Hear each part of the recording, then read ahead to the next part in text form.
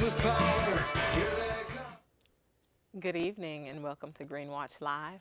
I am your host, Treasure Mitchell, and this evening we are joined by Jessie Camille, the host of the Pussy Party podcast. Good evening and thank you for joining us. Thank you for having me. You're very welcome. So tell us more about your podcast. Oh man, it's my baby. The Pussy Party podcast is basically a place that I created for women who feel like their sexuality is confined, misunderstood, or misrepresented. To have a place a safe place to unapologetically express their sexual needs and wants.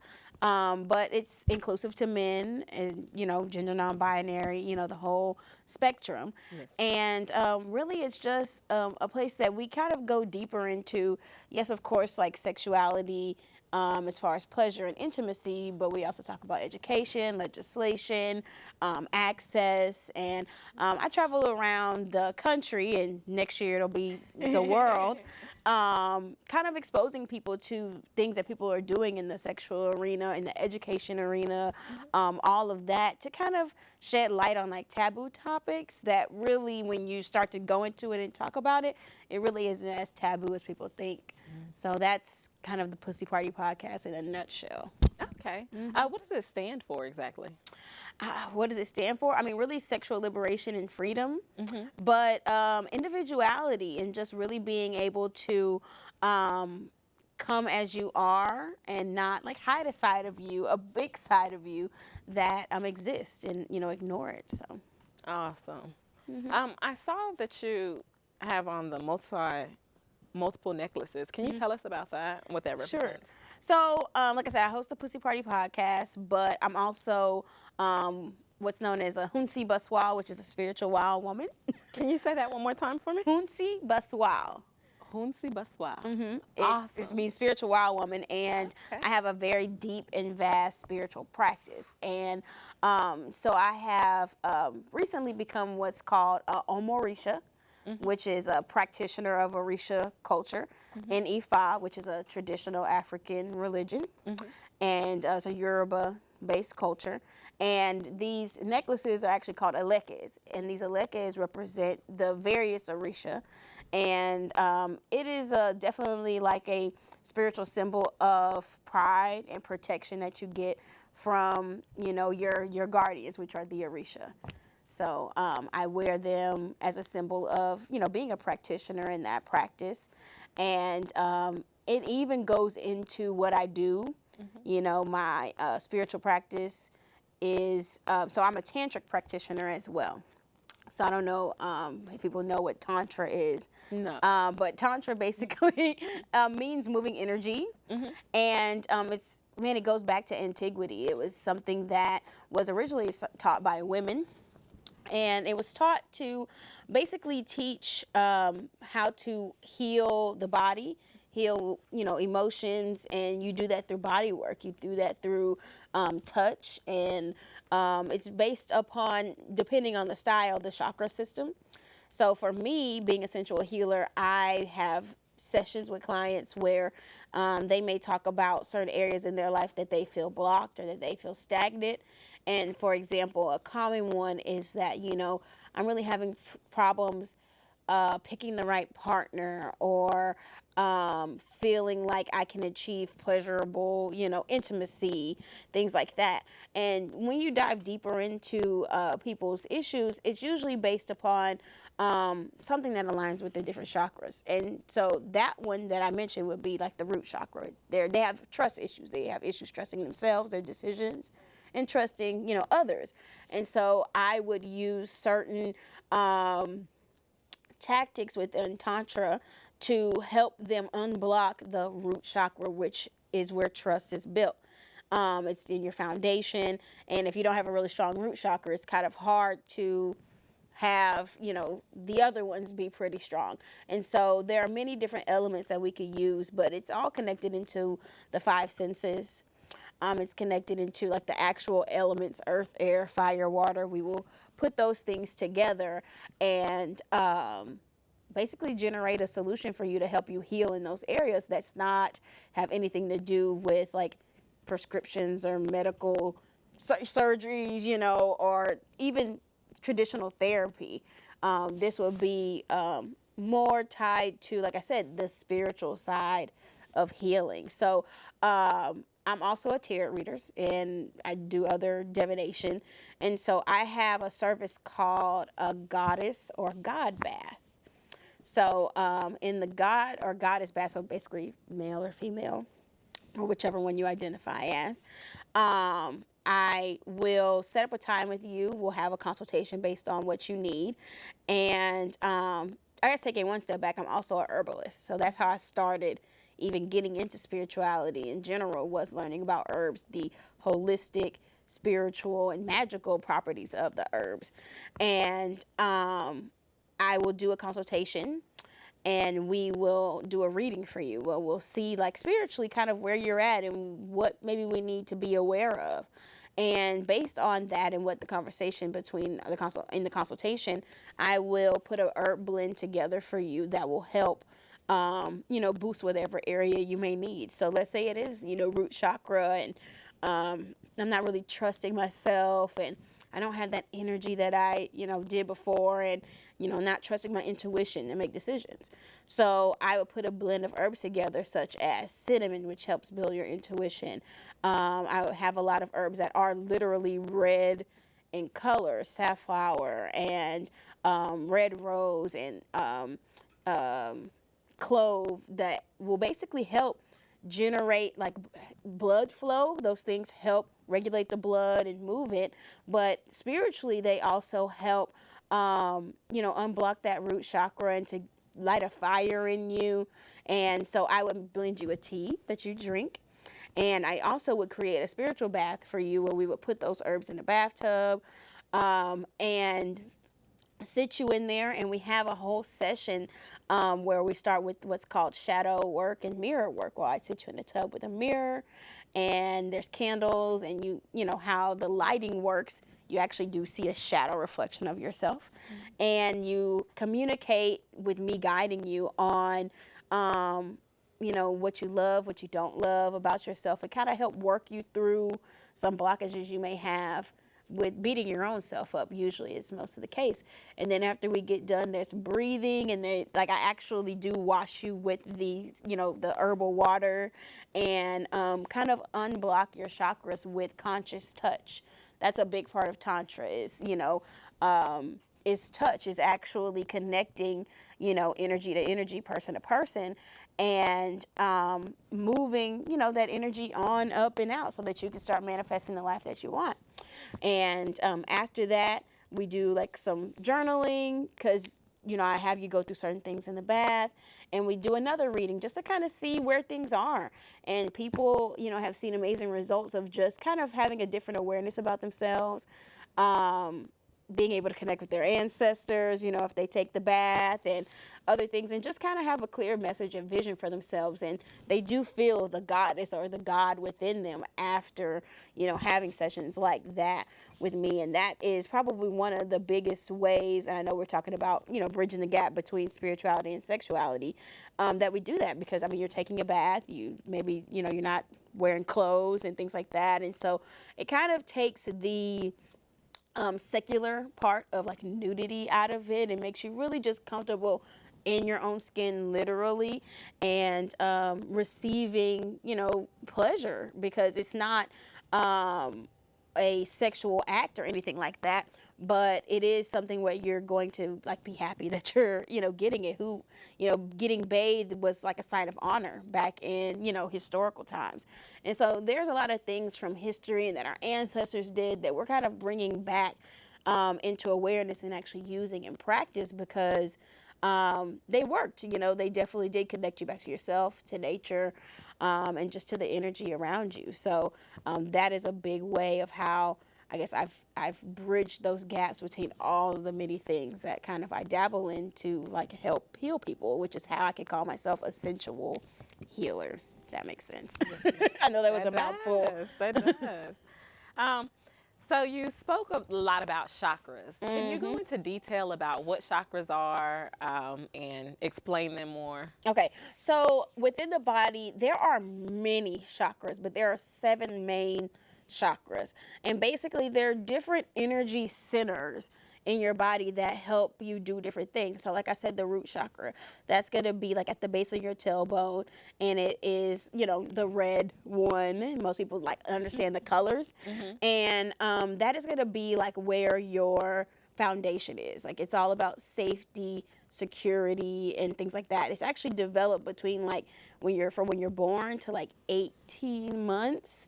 So that's why, like, a lot of people who grew up in that like safe, secure, loving, parent situation, they have a really strong foundation and maybe have good trust levels with people. Then you go into the sacral chakra, which is like your creativity powerhouse. That's going to be like right in your like pelvic area, like where your reproductive organs are. So creativity, reproduction goes together, Yes. right? So that one is like orange in color, and it's going to be, like I said, where a lot of things are created, right? And then right above that is the solar plexus. So we had the root chakra, sacral, solar plexus. And that's going to be kind of right in that like belly button area. And it's yellow in nature. And that's the energy powerhouse. If you think about that yellow chakra, it's like the sun, and the sun is a solar, energy source. And so that is going to be the chakra that you actually manifest with. It's where your confidence is. And so they all build upon each other. Right. So if you don't have a strong root chakra, or if your creative center is kind of blocked, it's going to be hard to manifest. So the first two chakras move up, right? And the sacral chakra actually can move both ways. Oh. So then you move up to your heart chakra. A lot of people know about that. And it's green. And that's going to be, where you feel. It's going to be, of course, love. I mean, it's the heart chakra. It's tied to there. And that's going to be where your passions are, the things that you really care about, are housed there. And the heart chakra moves every which way, right? And then from there you have your throat chakra, and that is where you communicate what you care about and what you really feel. And a lot of people either have for all of the chakras, not just the throat, but it's the easiest to identify, either deficient, which means we're not speaking up at all, we're not saying what we need at all, or we have it. We have an excessive throat chakra where this person is arrogant, this person is like way too much over the top, overbearing, you know what I'm saying? And then sometimes it's blocked, so you have to kind of be aware of certain symptoms when you hear someone talk to say, okay, it's just blocked. They have the capabilities, it just kind of needs to be opened up, or they need to kind of have that area energized, or they need to relax a little bit. So the throat chakra is one easy to identify because it's the one that I don't want to say that you see, but we experience more than the other ones because it's actually through verbalizing, what you need. Then you have your third eye chakra, which, depending on what you're practicing, is actually called the first eye chakra, because they say that when you were born that was the first eye you had before you had the other two, and that is going to be like your foresight, your vision. So being able to have confidence, because it's all connected, right? So if your creative center is strong, you will have that connection to your intuition, and to be able to have foresight that things that you plan or things that you dream of can come to fruition, and you can go after it.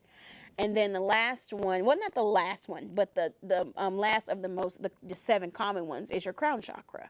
And in Ifa, it's called your Ori, your crown, right?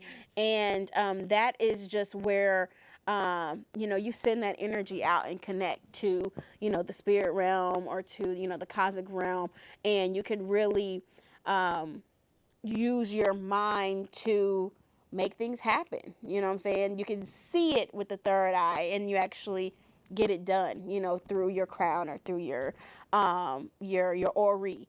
And so those are the 7 major chakras. And there are many things that you can do in life to keep them balanced, to unblock them. So there's certain foods that you can eat. A lot of people are into crystals these days, so there's certain crystals that align with the different chakras, and they're not all necessarily by color, but usually you can identify by color. there, I said foods. There's certain herbs, oils that you can, anoint yourself with to help. Let's say, at one point in time, my heart chakra was, kind of blocked, and so I had a lot of, I was doing a lot of rose oils and things like that to kind of help open that. And there's even yoga poses that are tied directly to the chakras to keep those flowing and moving. The list goes on, but someone who is looking to kind of understand chakras a little bit more, there's tons of resources online. Tantra practitioners, we can kind of break it down for you more specifically, or even Reiki healers. A lot of people have discovered Reiki, and What is that? so Reiki is like an energy healing as well, where some people have gifted hands to heal, with, and they identify where you need to be healed based upon the chakras as well. So it goes pretty deep, probably a whole nother episode. But in a nutshell, those are like the 7 main chakras and the things that they kind of focus on. Awesome. Mm-hmm. Okay. So, yes, we are bridging the gap between sexuality and spirituality. Can you tell me what that means to you and what that implies? So, when I first started the Pussy Party podcast, I had tons of women reaching out to me saying how they just loved my candid approach. They loved that I was just 100% real about what's really going on, that, hey, guys, people do have sex, people do are intimate, no one would be here if that didn't happen, and that, we shouldn't really feel bad or try to like pretend it doesn't exist, because that's a level of trauma that blocks another area of our life. And I had so many women and even some men reaching out saying how much they appreciated that, because they grew up in a society that, or in a family or in the church or what have you, that they felt like if they engaged in like self-pleasure, it was like a sin and they were gonna go to hell, or like just not even having any knowledge around anything outside of don't do it. And so they're an adult now, and they have certain relationships, and they have certain relationship issues, and they don't understand why, or they understand now because they see that there were so many things that they just were not even knowledgeable on, that they probably would have made different decisions and been a lot more responsible with their own bodies if they would have just known. So seeing that the biggest issue kind of came around like, oh, is this a sin, or oh, is this bad? And then at the same time, I'm learning things that I'm learning in my spiritual practice. It's just like I couldn't help but to realize that like they kind of overlapped. That the spiritually free and awakened and the sexually free and awakened, most of those people were kind of a part of some of the same communities. And the things that we talk about, they help each other, support one another. And so I couldn't ignore, like my secular baby, the Pussy Party podcast, and then my spiritual baby with my tea business and with my readings and, the Tantra, that those were like the similar group of people that were listening and learning from, what I was doing. And so now I've taken a step higher than just creating a place for to speak freely about, sexual liberation, to understanding how sexuality is actually a healing mechanism, and how spirituality is a gateway to better, sexual practice and intimacy and, bonded relationships, marriage, the list goes on. And so that's just how it even like went to that level of existing. And I really can't have one without the other now. So there you go. You said something about they would have been more responsible with their body. So if you could you elaborate on that? Like, are you preaching abstinence or? No. I'm preaching do what's best for you. It's not a conservative podcast by any means, but it like, we have people that have come on the show that are virgins that have never experienced, intimacy in that level. But basically what I mean, as far as um, like bridging that gap is and being knowledgeable. So when I was young, my like very initial sexual interactions, I knew some things that I was going to do and I knew what I wasn't. And the reason why I wasn't going to do those wasn't really my own. It wasn't because I didn't want to. It wasn't because I even wasn't ready.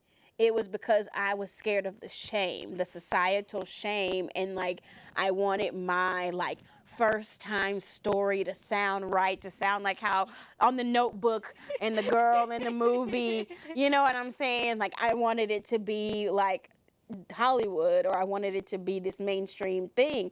And I even the things that I did engage in, I engaged in it because I had no knowledge, you know, that was probably even more advanced or out of the realm of really what I was ready for, like in a teenage years. And so I talk about sexual education and how like more states than not preach abstinence in sexual education, which they have their reasons and they tied to a lot of different political agendas.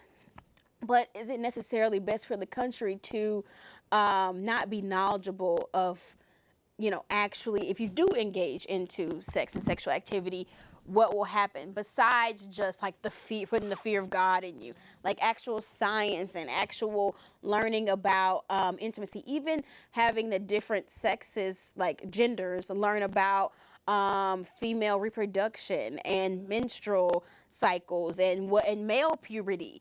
You know, if at a young age we were knowledgeable about these things, it would kind of avoid a lot of other issues like teen pregnancies and high STD rates and things like that.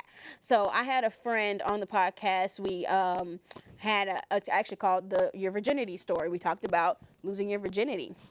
And we found that males were losing their virginity at a way younger age and in horrible ways because it was seen as normal. Oh, yeah, you're a boy. You're supposed to have sex. You're supposed to, you know, even if it was with someone who was older, someone they didn't know, it didn't matter. Member. A family member. Even in the realm of like self-pleasure, you know, if a young boy, you know, gets found out he's looking at Victoria's Secret magazine and doing his thing, he's kind of applauded for that, but he still isn't really taught anything. It's like, yeah, do your thing. Okay. But for a young girl, it's like, hide it, keep it lock and key. If I ever found out you were doing anything like that as a young girl, it's you know, you're I don't know if I can say that. You know, you get, you know, slut shamed, or don't do it, don't touch it, don't anything. And so then we end up growing up with males who may be hyper sexualized. Exactly. And then women who are under sexualized, and it's just not normal for the actual laws of nature, right? And so one of the young ladies, I'll get back to her, she said that she actually did have a good relationship with her mom, and she was able to talk to her mom about sex, which is rare, right? That's like the 1%. Okay, and then when she did, her mom talked to her, and her mom educated her on self-pleasure. And I'm like, what? And so when she did, she said she waited for like another year and a half before she even engaged in it. And she was able to have communication with her mom. She was able to kind of learn her body, learn what she liked, learned what was safe for her and what wasn't. And she didn't go into having intimate situations with anybody, you know, before she really was ready. And so she was actually, you know, an adult when she decided to do it. And instead of shying away from it, and then you're gonna do the no thing, like, you know, the teenagers, you know, don't sneak out or don't whatever, like, oh, you know, I really want to do it. So when it's addressed and when you actually give some solutions and some options versus trying to just instill fear, you'd be surprised that people, kids, teenagers, whatever, understand and comprehend way more than what we give credit for. And so I'm creating that space now, and most of my listeners are between 25 and like 36. And it's probably about like 55, 45 males. And so we're talking about total adult people who are just now knowing and about certain things and being open to other options. For when they were young, they were just figuring it out or watching, adult videos and learning all the wrong things versus actually having places in schools, in churches, at home, or whatever to actually say, like, this is a reality of the situation versus just, I'm going to scare you into not doing it and you're going to do it anyway. So that's what I mean by having more knowledge. So, no, not abstinence at all, just honesty and reality of the situation and allowing, I think, young adults, teenagers or people, period, to actually take responsibility for their own lives, versus kind of stumbling into issues that they really are not aware of because they don't know. So that's what I mean by that. Awesome. Thank you. I appreciate No that. problem. So tell us more about the item that you brought there. Yes. Okay. So I mentioned many things that I do, right? So I have the podcast. I'm an herbalist. I have a herbal blended tea and bath company called Manifest Tea, and that is kind of what sparked this. So through my tantric practice, I learned about touch and healing and all those things, and so with what I hear on my podcast, a lot of women have issues with like orgasm. A lot of women have issues with relaxing and being calm during intimacy. And so with my herbal knowledge and my knowledge in sexual intimacy, I created this product called Panty Dropper. And it's a dropper bottle. That's why I made it dropper. And, it is for your erogenous zones. Okay. And so it's a CBD infused stimulation serum. So it has CBD oil, pure CBD oil, and herbs that basically help to increase sensation in your erogenous zone. So I made it for like the female. It's like secret, strong enough for a man but made for a woman. I made it for women, but as I started getting it out there in the field and people were trying it, men were enjoying it just as much as women, and it was working on all different body parts. So basically what it does is you put a few drops on your private area, and you can use it by yourself for self-pleasure. It has a cooling and like tingling effect. And what the CBD does is, so a lot of people still are not aware of CBD and what it does. It is the non-psychoactive component or hemp, if you heard of hemp. And basically it's like taking an Advil. You take an Advil and you don't have any effects. You just don't have a headache anymore. CBD has that medicinal properties, depending on where you use it topically or you ingest it or what have you. And so CBD is going to, in the erogenous zone, relax the muscles. It's anti-inflammatory, and it also is going to regulate the blood. So if you have it in, the most popular area of the female organ, it's going to help bring blood to that area and kind of engorge it a little bit. And so when you have the blood in that area, it's going to be able to heighten orgasm and increase sensation in that. And it also will aid into your body creating the natural things that it does when you have that sensation of like lubrication and things like that. And so this could be for someone who's like totally fine, wants to take it to the next level, or this could be for someone who may have pain during intercourse, or someone who kind of has anxiety a little bit. They can't get out of their head to be able to enjoy. So another thing that CBD does, especially in this product, is it regulates breath and blood. So I'm going to educate real quick on the two sexual systems that are in our body. So we have one called the SIS, which is the sexual inhibition system. And then you have another one called the SES, the sexual excitation system.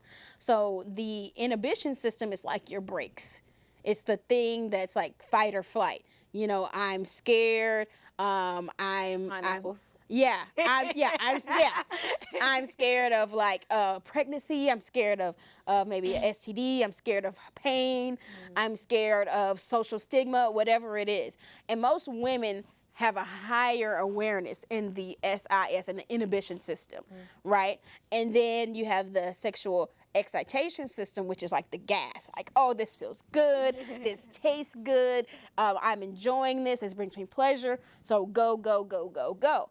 And so many times, and that's, where the men kind of way heavier on the gas and may not have as much inhibition as women do. And so usually when you get to anything homosexual, man, they immediately go to SIS.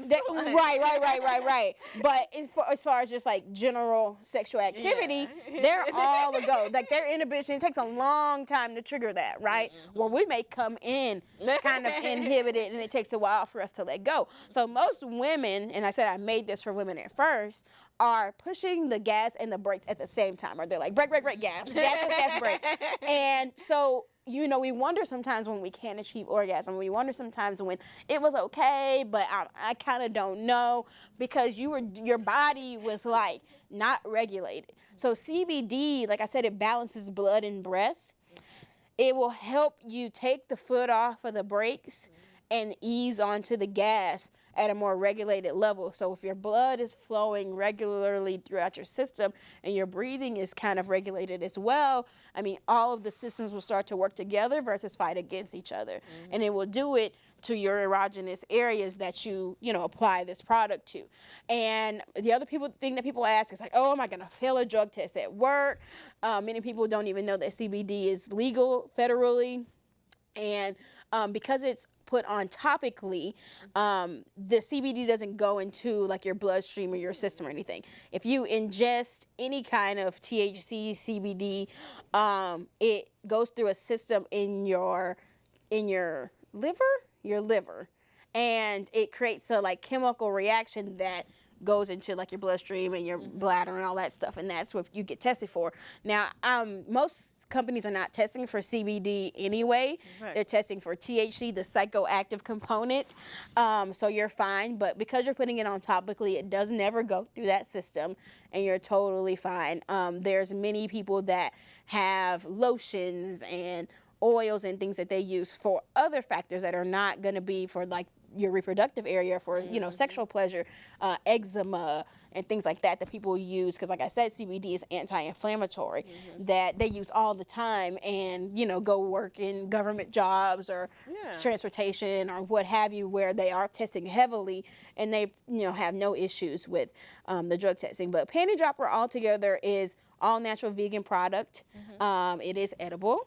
So you could put it on your throat. You can put it, yes. So there's other things that we can't say on TV that it does, but if you put it on a male erogenous zone, it's going to bring a lot of awareness to his area, and it may help relax you, if you're engaging. And like I said, even like people who have endometriosis, who have even vaginal spasms, different things like that, this put a little bit on him. And while you're getting intimate, you will be surprised on how it relaxes you, and it's cooling. I don't really like anything that heats up too much, down there.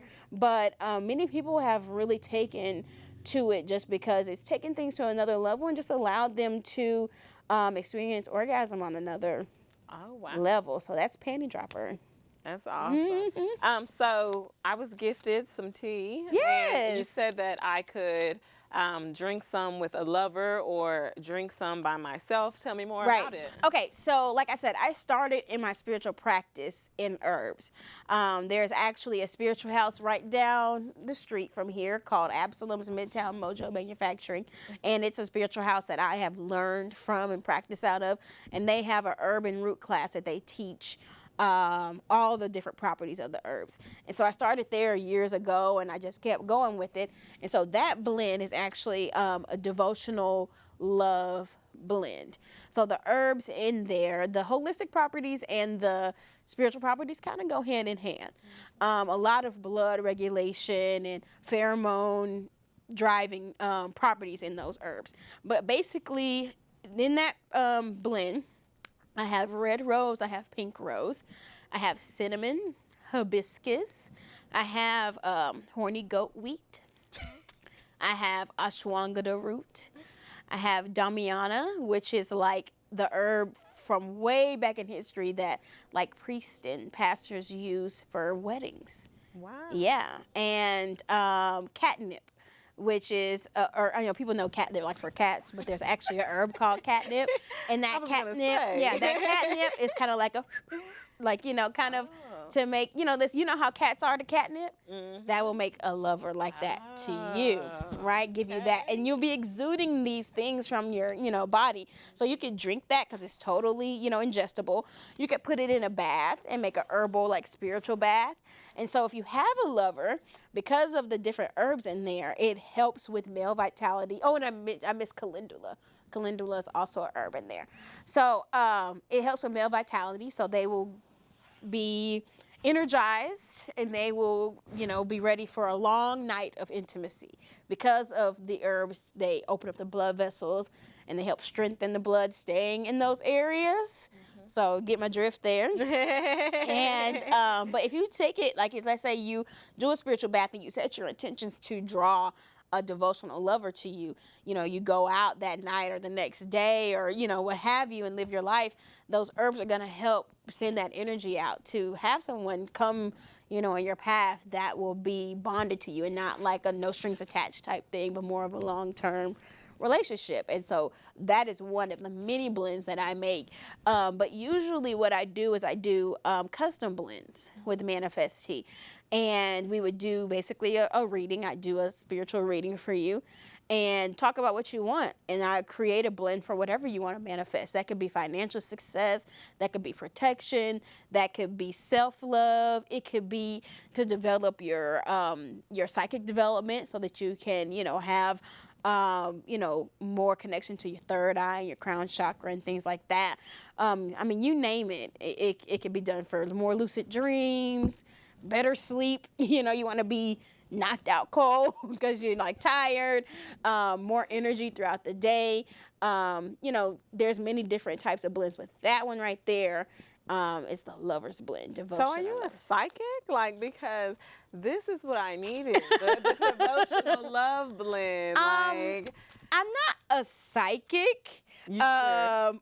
but I am prophetic. So my grandmother was an ordained elder in like the New Covenant Church, is a church in Humble, non-denominational church, and she was what's called a prophetess. So it's like a female version of a prophet. And she would tell people, you know, hey, you're going to own this business and you're going to have children and you're this and you're that. And I definitely do feel like that's a gift that she passed on to me. And I do a lot of work with my development and awareness in that arena. And so usually it's on accident, on purpose, that I'm right on time for certain people, what they need and, you know, where they need it. So Yes, go ahead, girl. I definitely will. I'm bathing it, drink Right. it. Yeah, but all I of do that do good a lot stuff. of different what's called divination. So tarot cards is just one way to, I guess, tell someone, you know, some information that they may not know or may need to know. Sometimes I don't need anything, and I could just talk to you and be like, "Girl, you know, don't quit that job."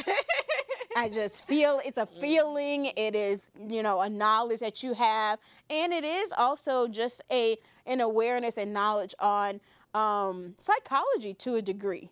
You know, understanding people, understanding emotions, learning the chakras has dove me deeper into that. So, you know, sometimes it's common sense from somebody outside of you, but most of the time it is something from my ori, from my ancestors, from, you know, my spiritual gifts, where I can, one way or the other, tell you something you need to know to help heal you and help you have a better life, manifest the life you want.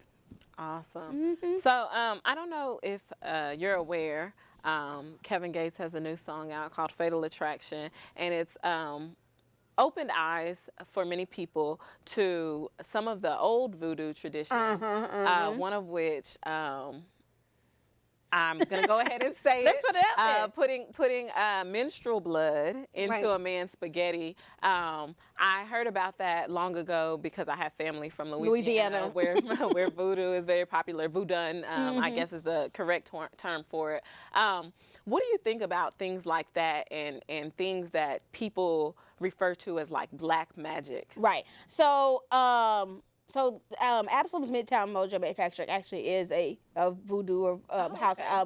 It is based in New Orleans voodoo. Okay. And I mean, I guess in one way, cool. It's bringing awareness that it exists, but it's definitely sending the wrong picture of mainstream society deeming it as devil worshiping, anything that's not based in traditional Catholicism as being something that's not good. So most people don't know that voodoo, especially New Orleans voodoo, is based upon three things.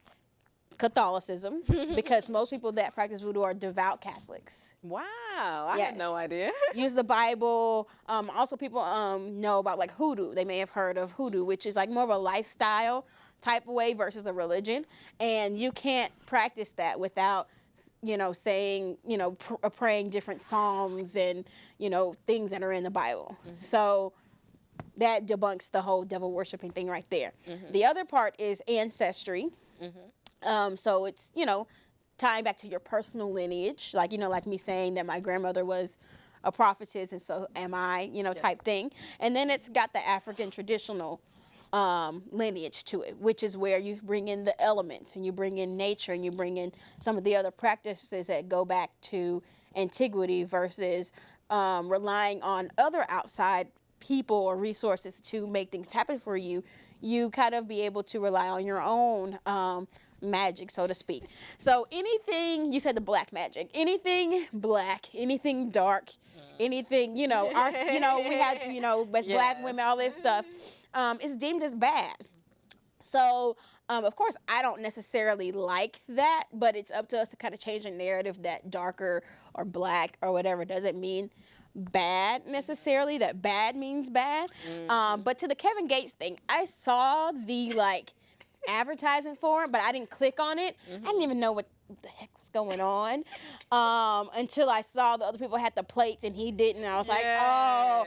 And that is like an old school thing that I know exists. I don't know anybody that is practicing, that is even thinking about doing that, because if anybody knows anything about the laws of nature, is what you put out there, you definitely get back, right? And so you may try to do something like that.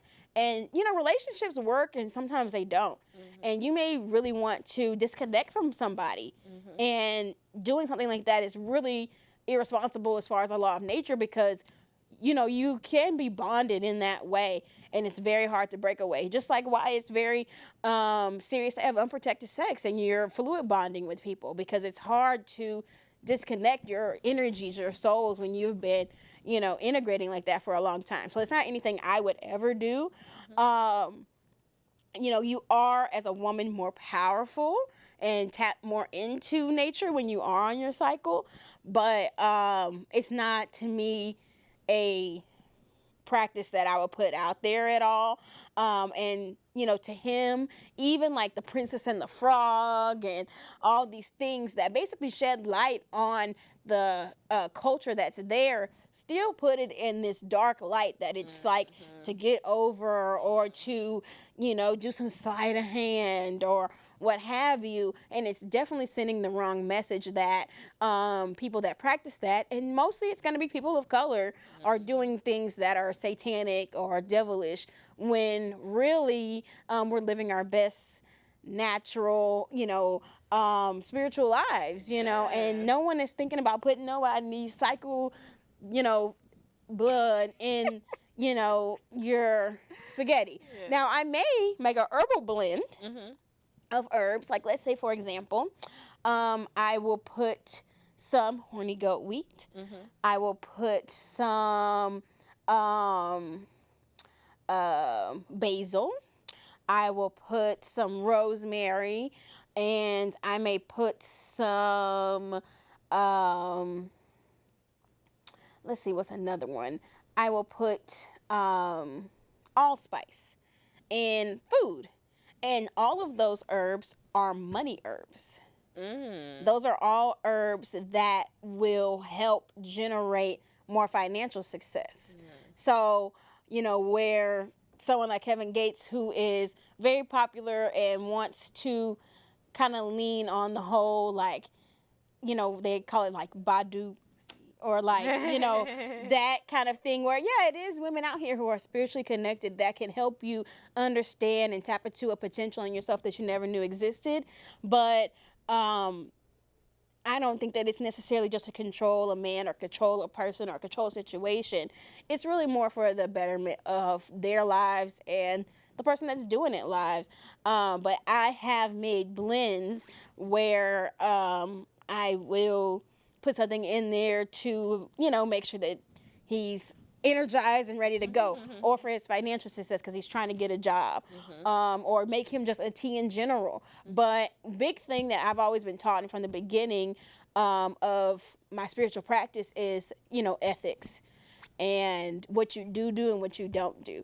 And like I said, the laws of nature, no one can escape that no matter what you do. And so I definitely talk about if you're doing anything to let the other person know and aware of what it is and what they are gonna be eating, or what they're gonna be, scrubbing on their body, or the oils they're using, or what have you. Because what your intentions that you're trying to put out there are only gonna work better if they're knowledgeable and they can also put those same intentions into it as well.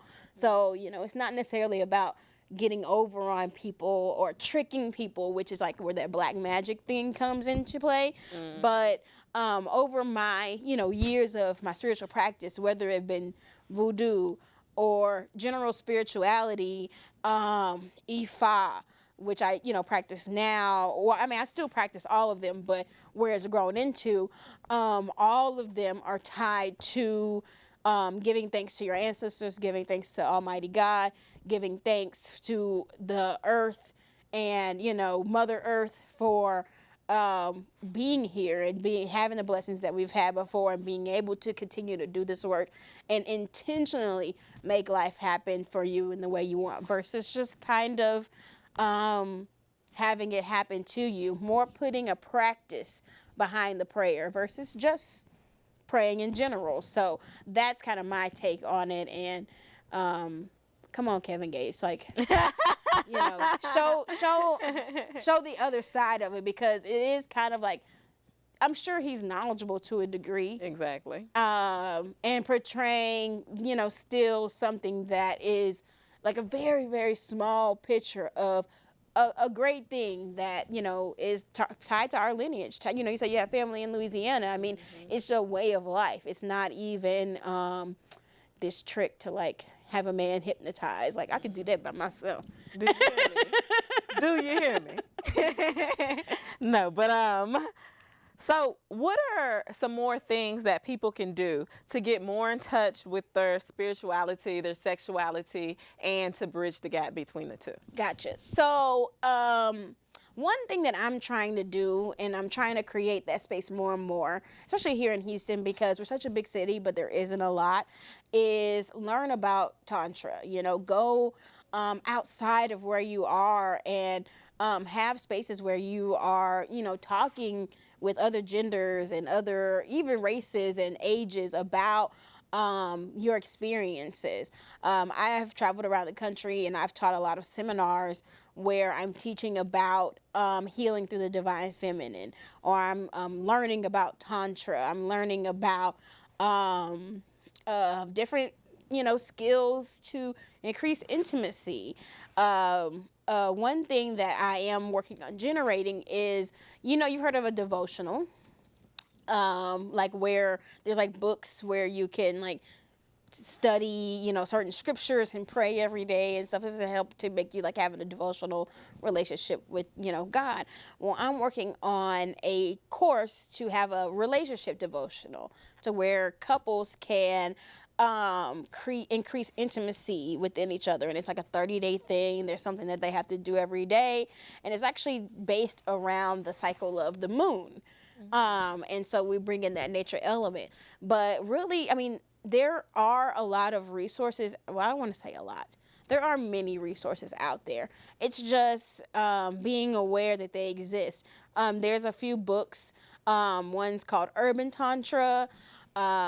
There's a practice called orgasmic meditation. It's called oming, like right? But it was created in California, which a lot of other cool things and very progressive and, liberal things are created over there. And it's a practice for men to do on women to help them have 15-minute to hour-long orgasms at a time based on certain techniques, breathing, and all this stuff. Yeah, those things, those retreats, you just kind of got to, get on Google and search, but it actually exists. It's a real thing that helps increase intimacy. Another thing for couples, I would suggest sex therapists. Therapy is hard enough to get people to do, especially people of color. It's kind of a faux pas thing for us. But sex therapy to me is like fun. You'll be talking about, an area in life that's not like boring or too like serious, but it's gonna basically help increase communication. And on top of that, I'm sure whatever homework the therapist gives you, like, it's gonna be way better than standard therapy. But I usually suggest that, especially for couples who've been married for a long time or been together for a long time. Like, it's just gonna trickle into communication and the other things that you would get like in the long run with therapy, but just not way funner, way funner way. Another thing that I would suggest is maybe dabbling into like your desires and your fantasies and exploring like BDSM, which is bondage, domination, sadism, and masochist is what masochism, yeah, is what it's. I never get into that part too deep, so that's why I don't know it as well. But there's all kind of levels into it, to where one thing about BDSM is that it has great communication, has critical communication skills, all about consent, all about nobody doing anything that they're not comfortable with, but having a tactical way of pushing, your desires, to the next level. And like the big thing with consent is so huge in that arena. And a lot of times BDSM practices can transfer into regular relationship life. And you're moving energy when you're doing certain things. Like, I would consider myself a sensual dom. So another thing on my list. But, I'm not, people think BDSM and they think pain. They think I'm gonna hurt you and you're gonna like it. But I am all on the pleasure complex. So everything that I, in my style of domination is going to be for pleasure. It's going to be that I am 100% responsible for your pleasure. And anything that you're going to get the experience of, you're going to like it, and it's all for healing. I am the goddess of that, universe at the time. And, you just receive. And especially for men have a receiving issue. They're used to giving, right? They're the givers, right? And I try to change the dynamic, even with the God baths and things like that, where they just sit back and receive, and so they can understand the other side of it, and therefore give it, better, and all those things. Another thing that I would suggest, especially for spirituality, is there are classes and courses that you can take if you're interested in astrology, if you're interested in herbs, if you're interested in crystals, just anything kind of connecting you to like your style. But I did write a book called 30 Ways to Start Manifesting, and it's a journaling guide for manifestation beginners. So maybe you have connected with your ancestors in a dream, or you're interested in herbs, or you're understanding cleansing and saging, and you're wondering like what to do next. This book, which is out on Amazon, you can get it, and it's kind of like the things, I would say the top things that I wanted to know when I first started to kind of help guide me to the next level. So it's going to have things in the book such as how to take a healing bath, how to cleanse yourself, how to meditation 101, how to create a sacred space, like generate like an altar, you know, for your ancestors or for yourself or for your heart chakra or whatever. Protection, how to manifest your ideal lover. It also has like the days of the week in there, and each day of the week, like people don't know that there's certain energy that covers, like Monday is the day of the moon, you know, Tuesday is the day of Mars, you know, Wednesday is the day of Mercury, and all of those different planets, you know, the moon is going to be like your inner emotions. It's going to be reflection. Mars is going to be like passion, and you think war, but it's going to be more like what you care the most about, what you're going to go fight for, right? Wednesday is a great day for communication because Mercury controls communication. And so I teach on those different things, and I give you space to journal. I give you prompts to understand how to utilize those different resources to take your manifestation to another level and be a little bit more intentional with it.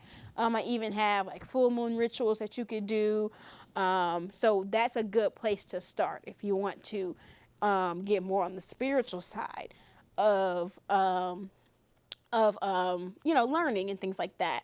And I mean, one way or the other, as you start to dive deeper into any of those sectors, if it's way on the spiritual side or even on the sexual side, the worlds, the paths will kind of end up colliding, and you know, your spirituality will go to another level, and you may find that in the future where you were having general vanilla sex and maybe achieving orgasm or maybe it being pleasurable, that now you're having spiritual sex. And, you know, what you even thought was an orgasm is something totally different, and you're able to experience, like, women have this thing called the 9 levels of orgasm. And many women don't even know that that exists. Yes, girl, it's a whole other episode. But these are all things that I talk about on my podcast. So you see how I created this space to unapologetically express your sexual needs and wants, where when I start educating you on things that you may not even knew existed, you're like, I want that, and I need that, you know, and now I'm going to be able to create a space for myself where I can express that to my partner and not feel bad and not feel like that means that I'm promiscuous or that means anything, you know, negative about me. So those are a few things, but look up Tantra, look up Reiki, look up, you know, spiritual healing, look up sensual healing, and those, you know, the Google will take you there. Or just go find me, and if you have questions, I'll answer anything. That's part of my life purpose, is to kind of create that space. Well, thank you very much. And again, You're welcome. This has been Jessie Camille, the host of the Pussy Party Podcast, and this is Green Watch Live. I am your host, Treasure Mitchell. We have been bridging the gap between spirituality and sexuality, and in the words of Marcus Allen, it's time we saw sex as the truly sacred art that it is, a deep meditation, a holy communion, and a dance with the force of creation. Please watch your government, because your government is watching you. Jeffrey Epstein did not kill himself, and neither did Sandra Bland. You have a great evening.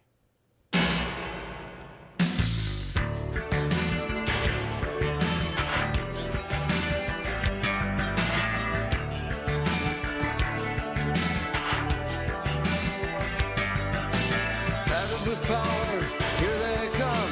International loan sharks, backed by the guns of market-hungry military profiteers, whose word is a swamp and whose brow is smeared with the blood of the poor. Who rob life of its quality, who render rage a necessity, by turning countries into labor camps, modern slavers and drag as champions of freedom.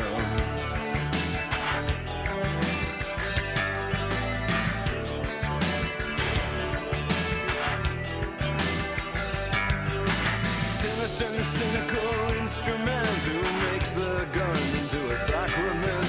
The only response to the deification of tyranny by so-called developed nations, idolatry of ideology. dream.